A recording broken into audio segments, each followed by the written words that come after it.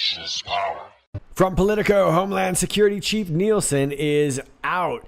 Kristen Nielsen will leave her post as Secretary of Homeland Security, President Donald Trump announced on Sunday, highlighting the administration's inner turmoil over rising levels of illegal immigration just days after the president backed off a threat to close the U.S.-Mexico border. The number of migrants arrested at the border in recent months, a proxy for illegal crossings, has increased to the highest levels in more than a decade. Under Nielsen's watch, the administration experimented with a range of policies to deter migrants, only to see border arrests continue to rise.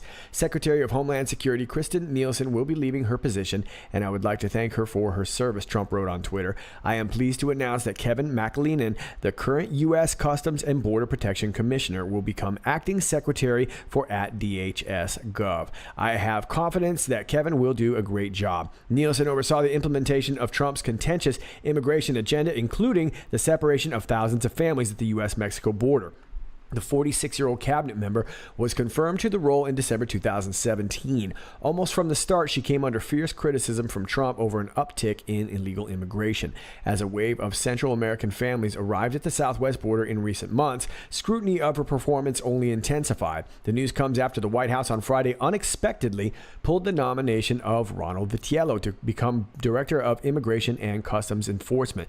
Vitiello, a longtime Border Patrol official, had already been approved by one congressional committee, but still need the approval of the Senate Judiciary Committee and Senate confirmation. A White House aide said Nielsen was told of the decision to withdraw Vitiello's nomination 2 weeks ago, but disagreed with the move. I think she thought by stalling on making a plan for new ICE leadership, she would buy time to relitigate the decision, a senior White House official said. However, a person familiar with the situation argued that Nielsen was blindsided by the decision to drop Vitiello. At the end of the day, there were mounting frustrations on both sides, the person told Politico. So here's some interesting timing with all of this, coming off the heels of POTUS hinting at shutting down the border, obviously trying to alert the nation that this is a true issue. Now, the mainstream media is reporting that this is sort of blindsiding them, this McAleenan. I have to say that it's not really the case. We actually talked about McAleenan, I want to say a couple months ago, very briefly, but it really doesn't hit me as much of a surprise. This guy is now former Customs and Border Protection Commissioner. Seems like that would be a good choice. We do know that Nielsen sort of sparred with Congress, sparred with POTUS, and I get the feeling that she was slow walking a lot of things. Now, I don't really necessarily know what her motives are or whatnot. She is more of a cybersecurity expert, and it could be just that her usefulness for this position is up, but it definitely seems like POTUS is ready to move on. This McAleenan, being a Border Patrol guy, I would imagine is probably going to get a lot more things done. Now, I guess this guy, either way, it's going to get skewered in Congress, so this that could be the whole reason for just leaving him as acting. And I have a feeling that POTUS may just leave him in that role for as long as he can. That way he doesn't have to go through any kind of confirmation process. So it would seem to me, if they're going to get something done on the border, this would be a great window of time to do it with this appointment of McAleenan. Let's read a little bit more here. The announcement that McAleenan would assume the secretary's role in an acting capacity surprised some former DHS officials. According to the department's line of succession outlined in a 2017 defense spending bill, Claire Grady, the undersecretary for management, would be next in line to helm the department. Well, it looks like POTUS didn't want to go that route, right? POTUS likes acting. Grady is currently the acting deputy secretary, a position that has remained vacant since former deputy Elaine Duke retired last April. One of numerous top positions that remain filled by acting officials at DHS. One person familiar with Nielsen's departure wondered whether McAleenan could win Trump's approval in the short or long term, and contrasted his measured style with former acting ICE director Thomas Homan's brash persona. Kevin's a smart guy, but he's not like Tom Homan, like a rabble-rouser. I haven't heard that in a while, the person said. Kevin is a very thoughtful and deliberate. Roger Dow, president of the U.S. Travel Association, praised McAleenan's appointment and history of facilitating legal trade. McAleenan served as both deputy commissioner during the Obama administration and became acting commissioner when Trump took office. He was confirmed as commissioner in March 2018. Okay, so interesting choice, and I just want to turn you on to this last line, which always seems to be the interesting part of these articles here. A DHS internal watchdog report released in late October said Nielsen and other officials from DHS and the Health and Human Services Department were blindsided by then Attorney General Jeff Sessions' initial decision to implement zero tolerance. Well, that's pretty key right there. It's funny how they kind of put that in the last tag of the article, but I think that really gives us a little insight as to what the motives may very well be. And very much like the Scaramucci model, our AG Whitaker, who was also acting, it seems that POTUS is using these positions to his advantage to make some sorts of moves without having to deal with confirmation hearings and things like that. So, interesting move. Now, like I said, Devin Nunes was dropping some hints over here on Sunday Morning Futures with Maria Bartiromo. Clever little interview, and of course, we're not going to watch the whole thing. That's why I made you a montage. Oh, it's a montage, because we ain't trying to watch the whole dang thing now. This is kind of a strange situation where you have McCarthyism, like new McCarthyism, that merged with Watergate wannabes. So you had unbelievable leaks that occurred across all levels of our government. You had all sorts of reporters. 90% of the press essentially was in on this. It started by dirtying up a presidential candidate, and then it went on to dirtying up a president. And you had a bunch of, I think, people within FBI, DOJ, we don't know exactly where, but they're like the wannabe, the next Deep Throat, the person who's leaking classified information for the betterment of all society. But in this case, it just got completely out of hand, and we've had unbelievable disclosures of classified information. And this is why we've been working so hard for 2.5 years, waiting for a real Attorney General, which we have now, an Attorney General Barr. A grown-up is finally in the room, and which is why we're prepared to do a lot of cleanup here. Boom. What Nunes said right there was really, really important. Now, I would highly suggest not paying so much attention to the theater aspect of it where he attacks Jeff Sessions. That's very similar to all the POTUS tweets that we saw in regards to Jeff Sessions. Look, if POTUS wanted to get rid of Jeff Sessions, he could have gone right down the street and did it for so long, but he let Jeff Sessions do his job because Jeff Sessions' job was to take all that flack, meanwhile making sure that we were getting rid of all the leaky McLeaky pants. Remember, everybody who signed off of FISA, everybody who got expelled from the DOJ, the FBI,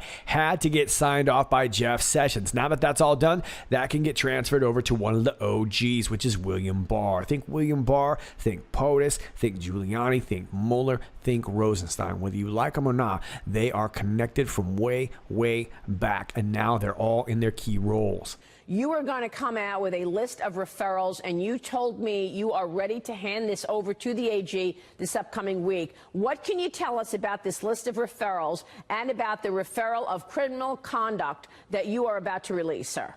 So we've been working on this for 2.5 years, compiling information, right, as we've continued this investigation. We couldn't really send these criminal referrals over without an Attorney General in place.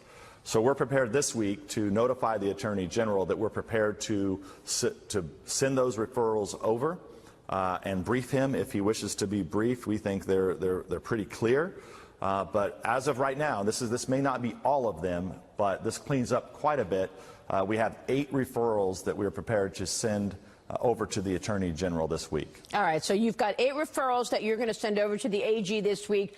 Go through those referrals. These are criminal referrals. 2 of them I know are about conspiracy. What can you tell us? Tell us as much as you can in terms of breaking this news this morning that you are prepared to send over 8 criminal referrals next week. What are they, Congressman? So I would say that, first of all of these are classified or sensitive, and so because a lot of them could contain sensitive or classified information. Which is exactly why I think the Democrats are crying out to release the Mueller report, knowing that if they release that information, it will no longer be admissible. 5 of them are what I would call straight-up referrals, so just referrals that name someone and name the specific crimes. Those crimes are lying to Congress, misleading Congress, leaking classified information. So 5 of them are those types. There are 3 that I think are more complicated. So you mentioned conspiracy. So the question on conspiracy is what, there's the conspiracy statute, and then what do they need to look at under that statute? So on the first one is FISA abuse and other matters. We believe there was a conspiracy to lie to the FISA court, mislead the FISA court by numerous individuals that all need to be investigated and looked at, and we believe the statute is the conspiracy statute. The second conspiracy one is involving manipulation of intelligence. That also could ensnarl many Americans. And so that's kind of the second one. As you know, we've had a lot of concerns with the way intelligence was used So that would be kind of the two conspiracy recommendations, referrals that we're making. The third is what I would call a global leak referral. So there are about a dozen highly sensitive, classified information leaks that were given to only a few reporters over the last 2.5+ years. So, we don't know if there's actually been any leak investigations that have been open, but we do believe that we've got pretty good information and a pretty good idea of who could be behind these leaks. It doesn't mean we know all the people that are behind the leaks, because when you read these, a lot of these, they're always anonymous sources, and they always say something to the effect of current and former senior officials. So we think we've got a pretty good idea of who some of the sources are behind these leaks. We don't know if the Department of Justice has been looking at these, but there's just been unprecedented things have happened, and I'll just close with this.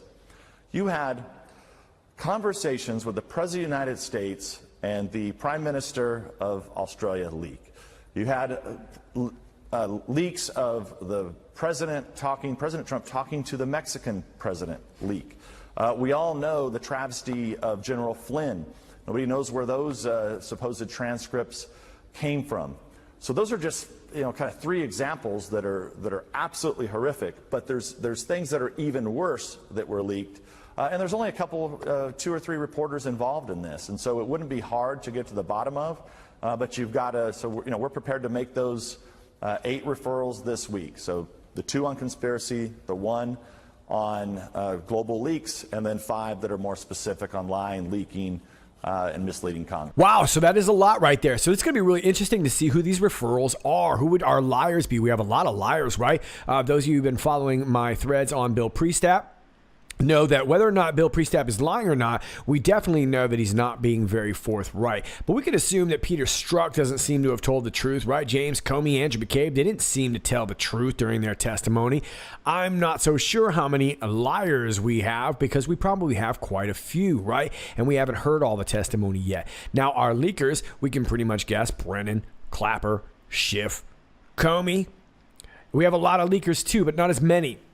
Now, as far as this conspiracy thing, this is going to be really, really interesting. And I'm just throwing this out here. I could be wrong, but I would think that something so big like that has to be backed up with some sort of evidence where, QAnon has suggested that there is text evidence. I would wonder if there is also audio. Now, given the current events going on right now, I would happen to think that there might very well be some audio. But either way, it seems like you would have to have some bang up evidence in order to prove such a thing. Now, like I said, I could be wrong. I'm just saying, in order to prove such a thing, I would imagine you have to have some really hardcore evidence. We already know that there was a criminal referral to Andrew McCabe, the number 2 guy at the FBI. So where does that stand? What does that mean that he was criminally referred? He's out on a book tour. So, viewers are saying, well, okay, he was criminally referred, but he's still on his book tour. So what does that really mean for accountability? I think it's a great question, because people get so frustrated. As I am all over, go around the United States of America and in my district, people are frustrated. They're like, why can't you do anything? People have to understand there's 3 branches of government. We're the legislative branch. We don't strap on guns and bring handcuffs out to the crime scene. All we can do is investigate. We can take information from folks. We can interview people, and as everyone knows, that's what we've been doing for 2.5 years. But we don't have the power to arrest or convict. So we have to take these criminal referrals to the Department of Justice with all the information, all the work that we've done. Ask the Department of Justice to take these up. And look, maybe the Department of Justice already has investigations open, and maybe they don't. But they are the investigative arm. Now, it gets more complicated because you have the top officials in the Department of Justice and the FBI that are likely involved in the referrals that we're going to make. So with that said, this is why it's so sensitive, why we want to give this directly to the Attorney General and let him decide how to take these referrals. Then at the same time, just because we have information and the executive branch decides to look at that information, times when people lied to Congress, misled Congress, for the sole purpose of obstructing our investigation. And remember, what we were trying to get to the bottom of, that was that the Department of Justice and the FBI and the Clinton campaign were essentially taking information from Russians. You know, the very thing they were looking at the Trump campaign for. So I would be surprised if they don't take this up. Some of these up that are very just cut and dry, very simple, could be prosecuted in a short amount of time. Can you give us any names on this list in terms of your referrals? Well, I'm not prepared to give any names, but I think most people that have followed Russiagate for a long time, they know a lot of the names. Or who follow QAnon. But we know, Mr. Nunes, we know. There's 5 that are straight up, 5 names. Then there are, when you get to the leaks, we don't know. We think there's only a few people behind these leaks, but there could be multiple people. So on the leak, the global leak referral, there could be several individuals. When you look at the conspiracy, I mean, that could get up to a dozen, 2 dozen people. So, you know, for example, we don't know all the people that are involved. Look, we know Strzok and Page, and we know their involvement because they've been interviewed. But, you know, there's other people that were above Strzok and below Strzok that have not been interviewed. So we don't know if they're involved in this conspiracy or not. But, you know, one of the things that has been great is we've had so many whistleblowers, so many people over the last 2.5 years that have come, great Americans who have come and said, look, this isn't right, and you guys have to get to the bottom of it. And it's been an unbelievable investigation that we've undertaken, but I think one that has been quite fruitful, so that we can put the United States on the road to recovery to get over this manufactured hoax. There's so much left. Remember, the American people have only seen the pieces that have been declassified so far that we were luckily been able to make classified and let the American people know about how the FISA court was abused. There's still more information.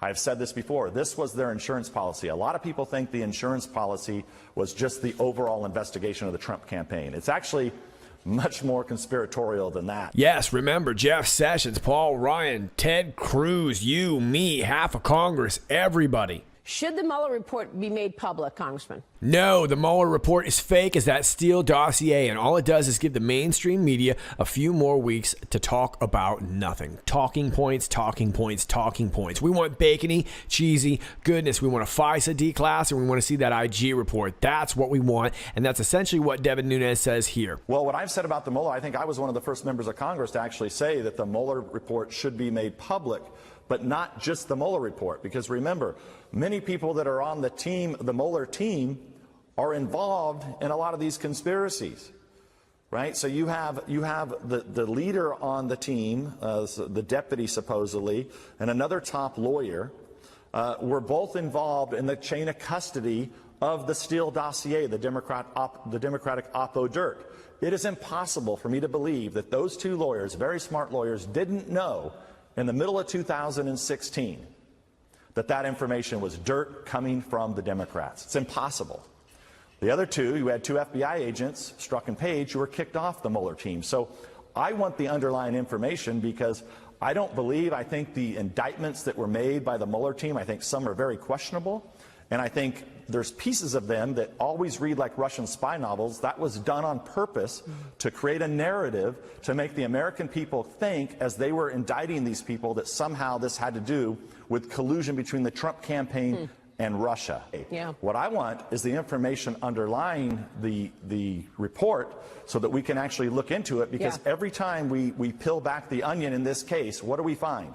We find out that somehow high-level officials within the DOJ and FBI were misleading the American people and the courts. Yeah. So there you go. And I know that was a bit long, but I really wanted to share a lot of those talking points with you because I think they're important. It really shows us the next logical process that we have to go through. And we know that DC is slow. We know that the process is going to be long and arduous, and we're probably going to have to jump through tons of legal hoops in the process. But at least we are on offense. And I would even venture to say that Devin Nunes borrowed that phrase from me the other day by saying, we are now on the offensive. Now, keep in mind, Jeff Sessions would never have been able to be that guy. He was a Trump guy to begin with when Trump was campaigning, and that was already well known. He wasn't super popular. That's why Q always highlights his confirmation vote, right? It was almost 50-50. That's why it was so important for Jeff Sessions to quietly do what he needed to do and go ahead and sort of take that all shucks attitude while everybody complained about him not doing anything. But he signed off on all of the removal of these people, and the Devin Nunes was just explaining that too. So now it's really going to be up to us to get this out and really get it out into the public narrative so that people understand. As this Mueller thing has fallen apart completely, we have a lot of disenfranchised people that maybe necessarily didn't hate Trump, but probably didn't like him. And they're all starting to jump off the bandwagon. And there's a lot of people in between, but still, the fact of the matter is, if you really want to sell them on what's going on, it's not going to be so easy to just walk up to your friend and, sort of suggest that, hey, I just want you to know that all of DC elite are a bunch of elite pedophile, Satanists, human traffickers.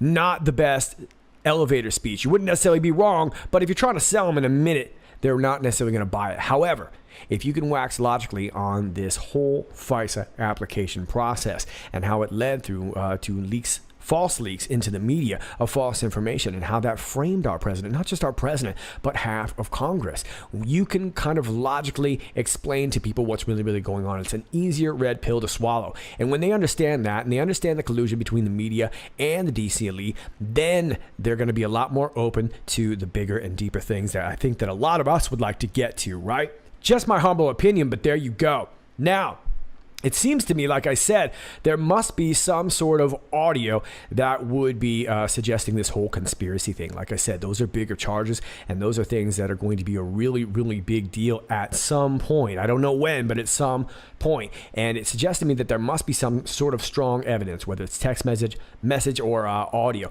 But we do know that this went all the way to the top to President Barack Obama, right? And he was getting briefed in these daily briefs. Do we have audio, or do we have some sort of log or record of that? Not really sure, but it looks like Obama's in a panic. Now, I know a lot of you do not like listening to Hussein in the membrane speak, but this is about a minute and a half, and I do think it's rather important, thanks to filthy liberals on Twitter who posted this. Obama addresses European young leaders in Berlin. Yeah, nice of you to go to Berlin, Obama, especially with all this quote-unquote divide going on in the United States, especially considering that your VP is getting grilled in the media lately over groping just about everything. He's getting clowned. Nice of you to show solidarity by running off to Berlin. Let's hear it. And this is no different. And by the way, it's going to get worse with AI, because you're going to start seeing, if you think fake news is bad now, what you're going to start seeing is the ability to duplicate people's speech and figures, so that it's distinguishing what's true and what's not is going to become even more difficult. So one of the things that I think in the foundation we're looking at is, how do we join, let's say, a conversation and a convening of this group with technologists and start coming up with strategies. And by the way, the strategies, not every one is going to work right away. So we may have to try a whole bunch of different things to see what is it that is able to penetrate and attract attention. And we'll have to test it. And I'm always trying to figure out, by talking to my daughters, all right, like, how long's your attention span? If I know you won't listen to me more than 10 minutes, but if I'm only half joking on that one. You want. Oh, it looks to me like Obama is very, very uncomfortable. He stammered and paced his whole way through this thing, and thanks to Gravy News, we know that he referred to himself 392 times during the Berlin town hall. Because he's a man of the people. Incidentally, I was kind of knocking on his logo back here. Look at this stupid thing here. Chip McCleary on Twitter clued me in, said it's the Wonder Bread logo. Yeah, so there you go. Have a slice of Wonder Bread on Obama. Nice. Well, this knucklehead looked very, very frantic and just kind of despondent. And at one point kind of alluded to what I would assume was a shot at QAnon by mentioning these hardcore right-wingers online on these online forums. Boy, I wonder what he was talking about right there. But either way, he was in a panic. That's all I got for you right now, kids. I am going to get back to the Bill Priestap interview. I've got a little bit more to do on that. A little less than 100 pages, I think. So I guess that's a little bit more. But I will keep you updated on that. So you can either follow it on Twitter. You can follow it. I post it here on YouTube also. And I've been posting it on my Patreon. And keep in mind, you do not have to be a supporter of my Patreon to go check that out. Just go over there and all that is linked down below. All right, kids, if you like this video, please click like, share, and subscribe. And if you didn't like this video, you can still do that anyway. And it would be like your good deed for the day. If you are new to my channel, welcome to you. Please understand that from time to time, you're going to get unclicked and unnotified and unsubscribed because Susan Wojcicki doesn't like the kind of special relationship that you and I are starting to develop. I've been winking at you from across the room.